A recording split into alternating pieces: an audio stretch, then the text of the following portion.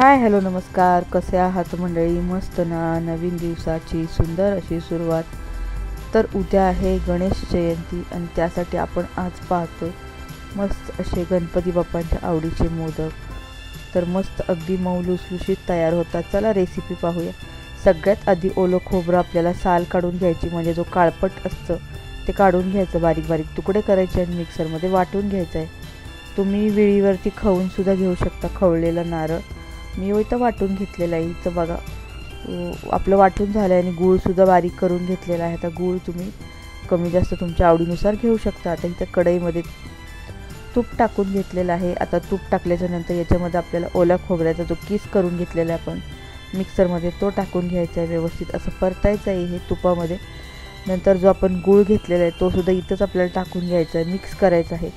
याच्यातच आपल्याला ड्रायफ्रूट्स टाकायचे. तुम्ही अगोदर तळूनसुद्धा घेऊ शकता किंवा सारणामध्ये सुद्धा टाकू शकता. मी इथं सारणामध्येच टाकलेलं आहे. तर याच्यामध्येच आपल्याला वेलची पूड आवडत असेल तर टाका, जायफळ पूड नसेल आवडत नाही टाकलं, स्किप केलं तरी पण चालेल.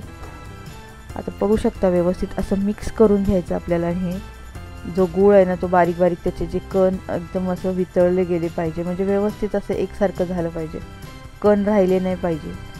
तोपर्यंत आपल्याला हे मिक्स करत राहायचं. तर पाहू शकता बघा मस्त आपल्या इथं सारण आता तयार झालेलं आहे.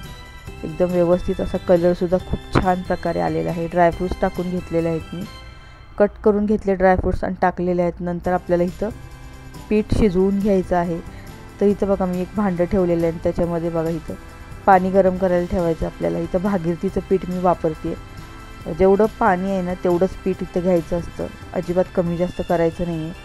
पाण्याला उकळी येऊन द्यायची, थोडंसं मीठ टाकायचं आहे, थोडंसं तूप टाकायचं आणि जेवढं पाणी आहे तेवढंच पीठ टाकायचं आणि व्यवस्थित असं हे शिजवून घ्यायचं असतं. उकळी आल्याशिवाय टाकायचं नाही. आता पाहू शकता मस्त पाणी आपलं गरम झालेलं होतं.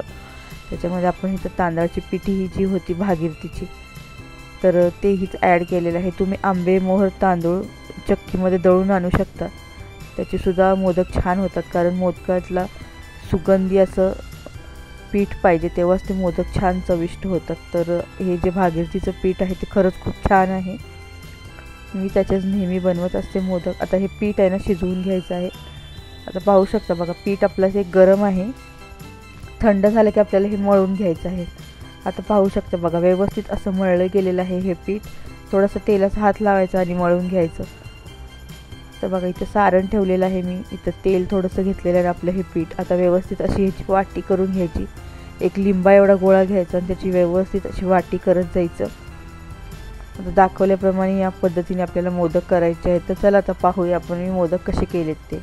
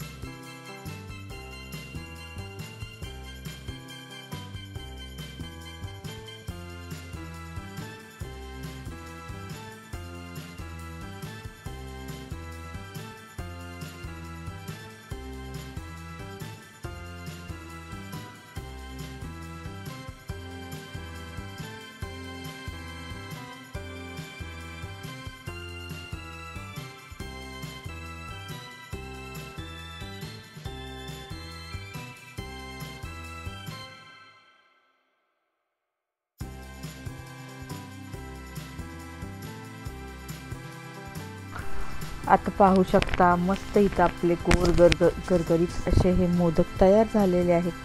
तर आता इथं सर्व बनवून घेतलेले आहेत मी मोदक. पाहू शकता एक करंजीसुद्धा बनवलेली आहे. आता आपल्याला हे चाळणीमध्ये काढून घ्यायचे आहेत आणि हे वाफवून घ्यायचे आहेत. तुम्ही इडली स्टँडमध्ये सुद्धा हे वापरू शकतात. मी इथं एका टोपामध्ये गरम पाणी करणार आहे आणि त्याच्यावरती ही चाळणी ठेवून जशा वड्या वाफवतो तशा साधारण 3-4 मिनटासाठी 5 मिनटासाठी असं वाफवायचं आहे. कारण आपलं पीठ हे अगोदरच आपण शिजवलेलं आहे, तर जास्त काय वाफवायची गरज पडत नाही. वरती तुम्ही केशर असेल तर तुम्ही थोडंसं केशर काडी वगैरे लावू शकता. त्याच्यामुळे दिसताना सुद्धा सुरेख दिसतात. चव तर खूपच छान लागते. तर पाहू शकता आता मी हे वाफवून घेते. एका चाळणीमध्ये काढून घेतले. आता वाफवून घेते आणि मग तुम्हाला दाखवते वाफवल्यानंतर. तर त्यासाठी बघा इथं गरम पाणी करायला ठेवलं, त्याच्यामध्ये हे मोदक ठेवलेले आहेत.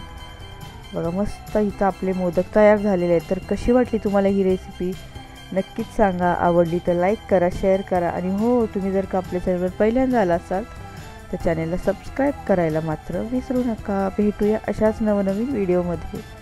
तोपर्यंत बाय बाय.